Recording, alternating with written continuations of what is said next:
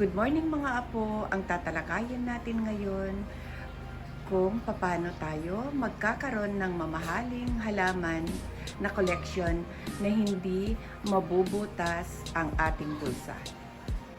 Itong Adansonii ay nakilala dito sa Pilipinas na isa sa mamahaling halaman. May mga kaibigan tayo o kamag-anak tayo sa US na nagpapatunay na mas mahal na ang halaman dito sa Pilipinas kaysa sa ibang bansa. Itong Adansonii na ito, kung paano nagkaroon ng lola, sa nakikita nyo, napakalago na siya. Nagtitrail na siya sa coco pole.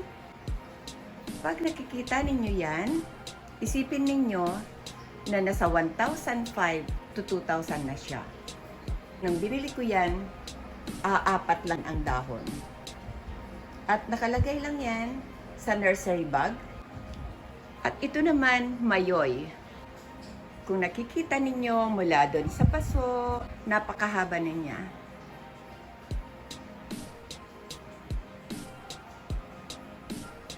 Hanggang doon.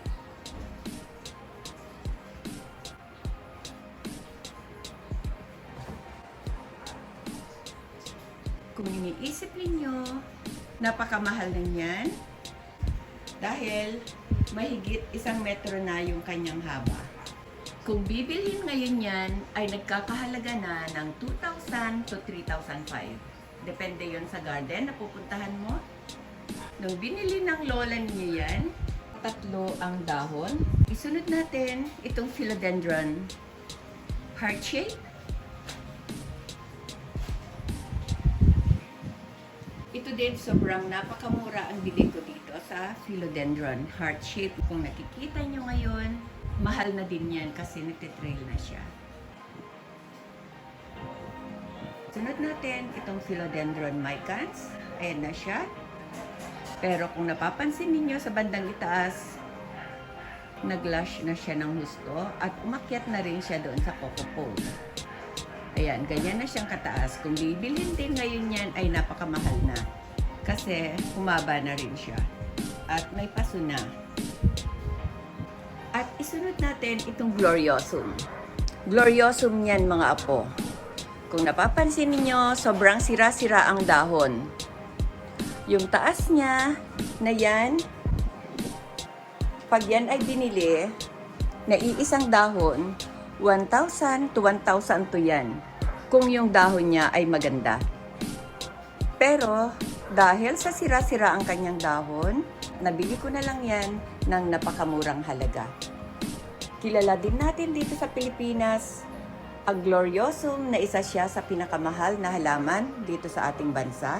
Sunod natin ang Hoya Kerry Eye Variegated. Kung napapansin ninyo, napakarami ng dahon. At alam natin na isang dahon lang ng isang Hoya pag binili natin ay nagkakahalaga ng 350 pesos. Minsan pagka sinuswerte ka, 280 pesos. At nakatanim yon sa isang paso na maliit. Kung napapansin ninyo, ang dami niya ng dahon. Binilihan ng lola nyo ng murang halaga ng lilima lang noon ng dahon yan. Shout out nga pala kay Konsehal Enriquez at nagbigay ng big discount sa akin.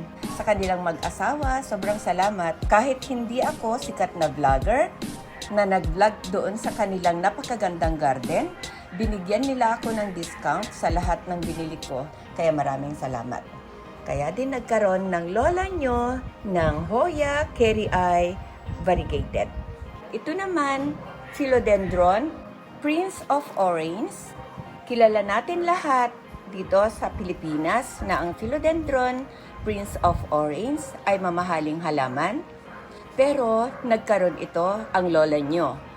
Pero kung napapansin ninyo, ganyan lang siyang kaliit. Pero napalaki ko na yan sa lagay na yan. Pero ito na siya ngayon. Pag binili na ito sa garden, nagkakahalaga na to ng 1,002 to 1,005. Ayan, ang Philodendron Prince of Orange ni lola nyo, na binili ko lang ito na baby pa, na 3 lang ang dahon. Kung itong nakikita nyong 3 dahon ngayon na malalaki, yan ay pinalaki na inyong lola. At ito naman, ang Philodendron Red Congo. Kasabay niyan na binili ko kasama yung Prince of Orange. At pareho silang baby na nabili ko na tig-tatlong dahon na maliliit. At ito na siya ngayon. Nakahag din siya para mas safe. Ito naman ay Philodendron Birkins. Alam natin lahat na ito din ay mamahalin na halaman na galing Thailand. Pero alam nyo kung paano nagkaroon ang lola nyo nito? Kung napapansin ninyo, ayan yung kamay ko, baby lang din siya. Pero nakikita ko na siya na nagkakaroon na ng bagong dahon, kaya alam kong mabubuhay siya. Ang Philodendron Birkins, yung laki na yan, ay 1,003 pag binili natin.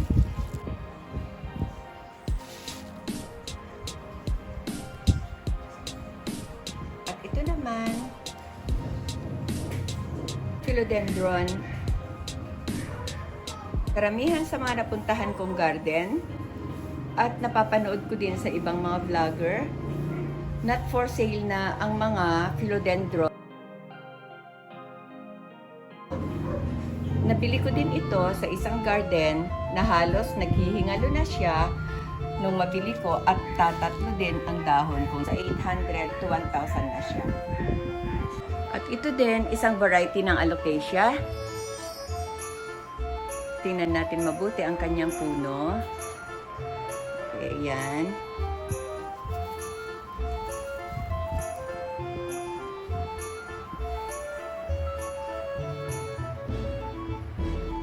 Sobrang mura din ang bili ng lola niyo nito noon.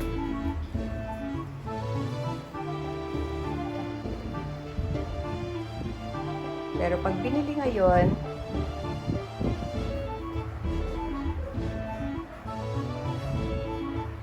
ayan, kung napapansin ninyo, ang laki-laki na niya.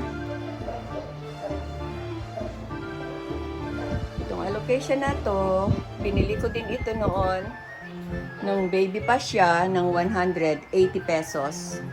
Nagkakahalaga na ito ngayon ng 2,500 pesos. At alam din sa atin ito na medyo mahirap hanapin sa panahong ito kasi kahit na mahal, talagang dinudumog ng mga plantitas at mga plantitos. Pero paano nagkaroon ang lola ninyo? Ganyan lang siyang kaliit. At mas maliit pa dyan nung araw na binili ko. Kung napapansin ninyo yung dahon sa baba, sobrang liit. Ganyan, yan ang dahon niya nung binili ko. At yung isang dahon niya, nawala na, namatay na. At ang pumalit, ito lang medyo malalaking dahon na. Kapag binili na rin ngayon yan, medyo pricey na kasi napalaki na ng lola nyo. At ito naman ay isang alocasia. At kung alam nyo ang kanyang tunay na ID, paki-comment na lang down below. Ito naman, nabili ko lang ito ng sobrang murang halaga sa Bacoor Garden kung saan ako nag-vlog. Sobrang liit din nung mabili ko.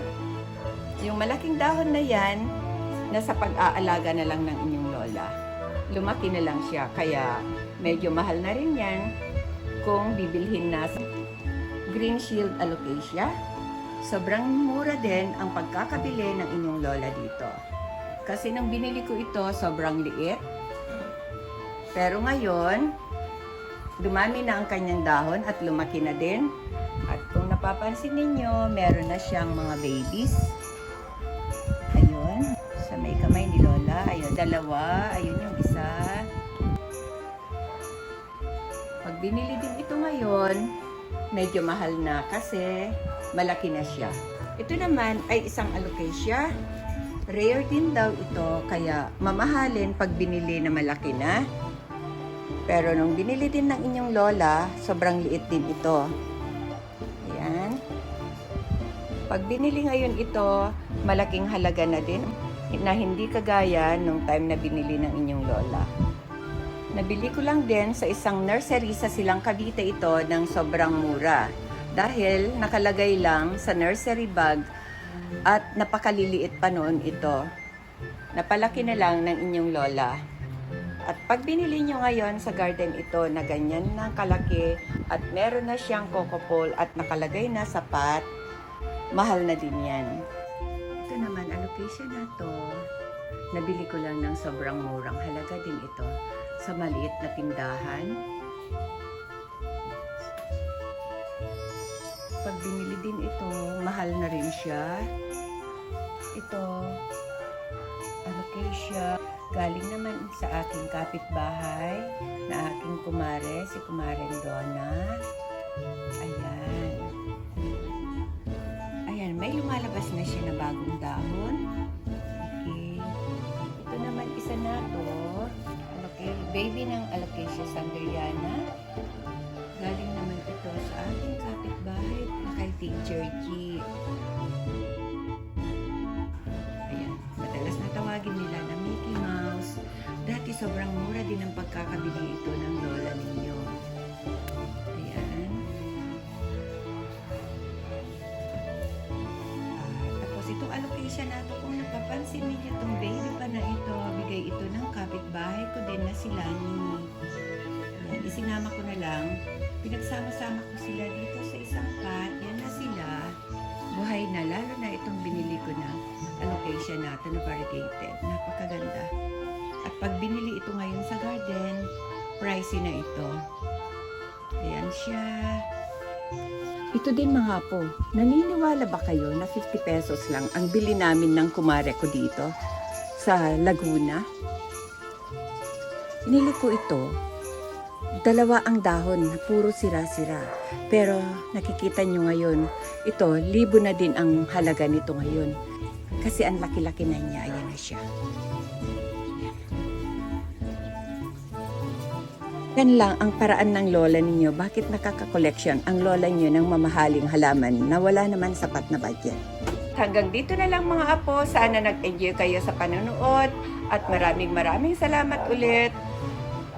God bless us all. Bye-bye!